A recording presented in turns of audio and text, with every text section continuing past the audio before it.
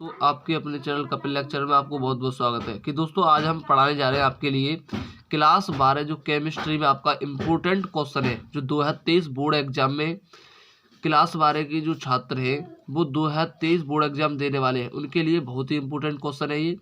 ठीक है, class 12 chemistry का जो कि है अधिशोषण, इंग्लिश में बोला जाता है एडसॉर्प्शन। क्या बोला जाता है? एडसॉर्प्शन।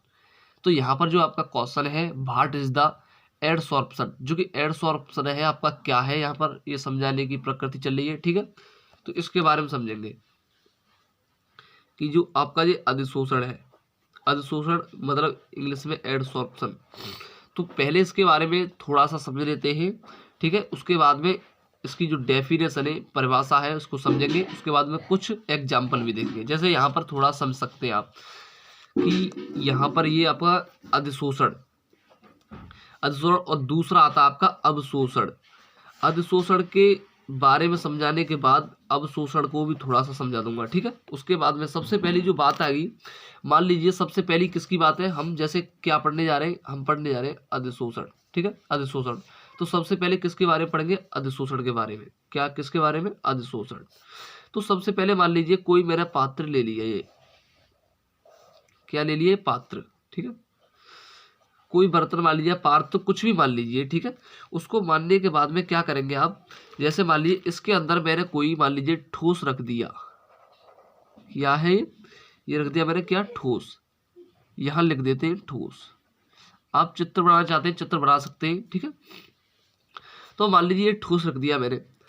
अब इस ठोस रखने के बाद में इसमें मैंने क्या काम कर दिया कि इसमें मान लीजिए कोई जैसे जल भरा हुआ है इसमें। ठीक है, जल।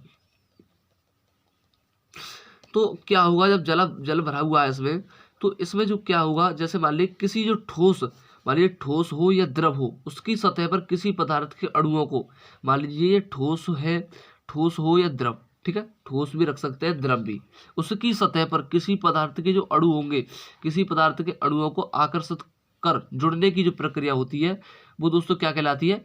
वो कहलाती है क्या? कि अधिशोषण। वो अधिशोषण कहलाती है एडसॉर्प्शन। एडसॉर्प्शन कहलाती है, मतलब दोबारा सोच सकते हैं, किसी ठोस या द्रव सतह पर किसी पदार्थ के अणुओं की, जो किसी पदार्थ मतलब कोई पदार्थ हो उसके अणुओं की जो आकर्षक मतलब अपने ओर खींचने की जो क्षमता है, उसकी जो प्रक्रिया कहलाती है वो अधिशोषण कहलाती है। ठीक है, जिसके फलस्वरूप सतह पर अणुओं का जो सांद्रण होता है वो अधिक हो जाता है। ठीक है, तो इस बात का ध्यान रखेंगे।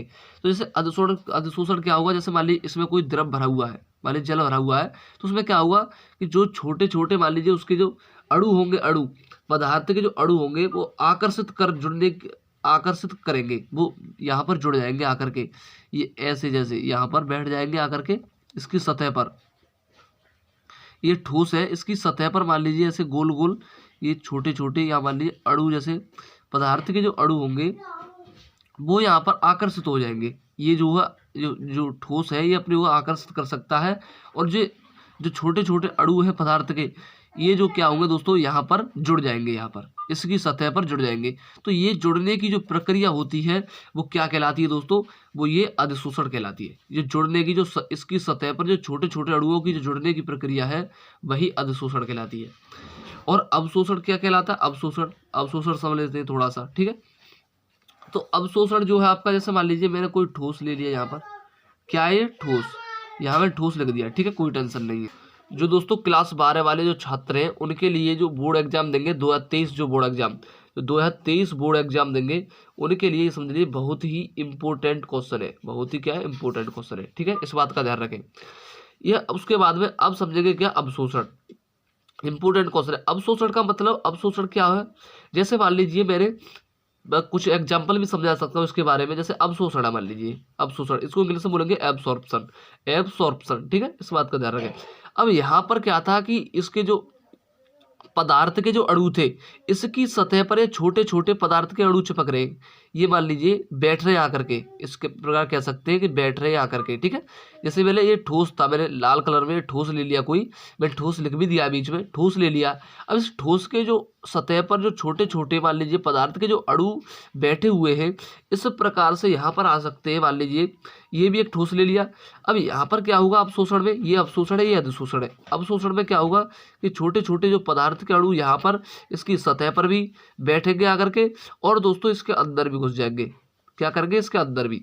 तो यहाँ पर केवल दोस्तों, यहाँ पर केवल सतह पर बैठेंगे, और यहाँ पर क्या होगा अवशोषण में, यहाँ पर सतह पर भी बैठेंगे और उसके अंदर भी बैठेंगे। तो ये होगा क्या, अवशोषण होगा, एब्सॉर्प्शन, ठीक है।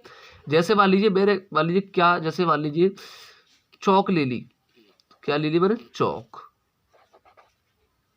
आप जानते हैं कोई, ठीक है। उस चौक को क्या किया मैंने, इस चौक को इसके अंदर डाल दिया। इस पानी मान लीजिए थोड़ा, मान लीजिए इसमें द्रव भरा हुआ पानी, मतलब जल, तो उसमें मान लीजिए इसमें डाल दी चौक डालने के बाद में क्या हुआ, वो चौक कुछ देर डली रहने के बाद में वो क्या हो जाएगी, उसके अंदर भी छोटे छोटे जो पदार्थ के अणु होंगे, ये जो पानी होगा उसके अंदर भी घुस जाएगा। तो मतलब जो उसके उठाने के बाद, जब उठाओगे हाथ से पकड़ के उसे, तो क्या होगा, वो घुल जाएगी पूरी उसके अंदर। तो इसका मतलब जैसे मान लीजिए उसके अंदर पानी जो चला जाता है चौक के अंदर, और उसके ऊपर भी चला जाता है, तो इसको अवशोषण कहते हैं। क्या कहते हैं, अवशोषण। और इसकी सतह पर जो पदार्थ के अणु बैठे होते हैं उनको क्या कहते हैं, उसको बोलते हैं अधिशोषण। तो ये आपको दोनों टॉपिक क्लियर होंगे आपके। तो उसके बाद में आप समझ लेते हैं क्या, इसकी परिभाषा। तो इसकी ये परिभाषा, जैसे मान लीजिए यहाँ आपको देख रहे होंगे आप कि क्लास 12 केमिस्ट्री इंपोर्टेंट क्वेश्चन, जो कि 5 नंबर पक्का करवा सकता है आपके, क्या 5 नंबर। तो अधिशोषण, एडसॉर्प्शन, किसी ठोस या द्रव, मैंने आपको समझाया था, किसी ठोस मतलब कोई ठोस लिया था मैंने, उस ठोस या द्रव सतह पर किसी पदार्थ के अणुओं को, मतलब जो सतह थी मैंने बताई थी, सतह, बस सतह पर जो किसी पदार्थ के जो अणुओं को आकर्षित कर जुड़ने की प्रक्रिया अधिशोषण कहलाती है, अधिशोषण कहलाती है, ठीक है। जो अणुओं को आकर्षित कर जुड़ने की प्रक्रिया क्या कहलाती है, अधिशोषण कहलाती है। मैं बताया था, जिसके फलस्वरूप सतह पर अणुओं का सांद्रण अधिक होता है। क्या होता है दोस्तों, जो प्रक्रिया है वो अधिशोषण कहलाती है।